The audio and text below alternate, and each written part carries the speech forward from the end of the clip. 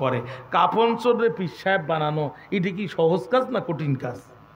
সন্তানরা জানাজার নামাজ শেষে দাফনের শেষে বলছে, ভাইরা দাঁড়ান, কেউ যাবেন না, আপনাদের জন্যে মহিষের গোস্তের আপ্যায়নের ব্যবস্থা করা হয়েছে। মহিষের গোস্ত খাওয়ার শেষ বলছে কেউ যাবেন না, আপনাদের জন্য আগামীকাল দুম্বার গোস্তের মেহমানদারি আছে। দুম্বার গোস্তের মেহমানদারি করার পরে বলছে, ভাই আগামীকাল উটের গোস্তের মেহমানদারি।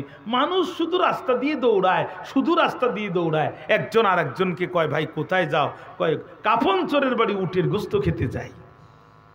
নাম পরিবর্তন হয়েছে। 3 ছেলে রাত্রি মিটিং দিয়ে বলতেছে, ভাই রে পরিবেশ তো খারাপ, মহিষ খাওয়ালাম, দুম্বা খাওয়ালাম, উট খাওয়ালাম, এরপর বাবার নাম তো পরিবর্তন হলো না। সবচেয়ে ছোট ছিল যেটা, বড় চালাক ছিল সেটা, ওটা বলতেছে দেখো বাপ করেছে আকাম, আমরা যতই করি ভালো কাম হবে না বাবার সুনাম। বাবার সুনাম যদি বৃদ্ধি করতে চাও তাহলে বাবার সে ডবল আকাম শুরু করে দাও। বাবা শুধু কাফন চুরি করতো, আমরা কাফনও চুরি করব, লাশটাও গলায় দড়ি দিয়ে গাছে ঝুলাবো। মানুষ রাস্তা দিয়ে যাবে যখন বলা বলি করবে তখন এর থেকে এর বাপ ভালো ছিল, এর বাপ শুধু ধরতো কিন্তু এর মতো তো ঝুলাইতো না। ঠিক না?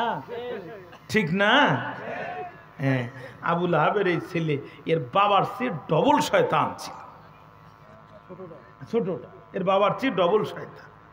আপনাদের মনোযোগ আর নেই, কষ্ট হচ্ছে আপনাদের। আমি কি দোয়া করে দিব? আর একটু সামনে অল্প একটু প্রধান অতিথি এসেছেন, ওনাকে ফ্লোট দিব, অল্প একটু আমরা একবারে শেষ করে যাব ইনশাআল্লাহ। মনোযোগ আছে তো আমার দিকে? খেয়াল করেন আমার বন্ধুরা, খেয়াল করেন। আবুল আহাবের ছোট ছেলে চলে গেল তাফসীর ইবনে কাসির।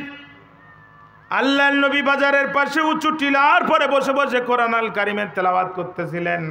আবুল আহাবের ছেলে যে নবীর সাথে বেয়াদবি করলো 4টা, জোরে বলেন কয়টা? আর জোরে। 4টা বেয়াদবি করলো। 1 নাম্বার সামনে যে আঙ্গুল উঁচু করে বললো আনা কাফির বিন নাজমি। তাফসীরের নাম তাফসীরে সাফাতুত তাফাসির, লিখেছেন মোহাম্মদ আলী আস-সাবুনী রাহমাতুল্লাহ আলাইহি। উল্লেখ করেন আবুল আহাব যে নবীজির সামনে মাথা আর সামনে আঙ্গুল উঁচু করে বলে আনা কাফির বিন নাজমি, তোমার উপরে সূরা নজম নাজিল হয়েছে, এই সূরা নজম আমি মানি না। সুম্মা তালা, তারপরে সে সূরা নজমের 2টা আয়াত তেলাওয়াত করে, ওয়ান নাজমি ইযা হাওয়া মা দাল্লা সাহিবুকুম ওয়া মা গাওয়া।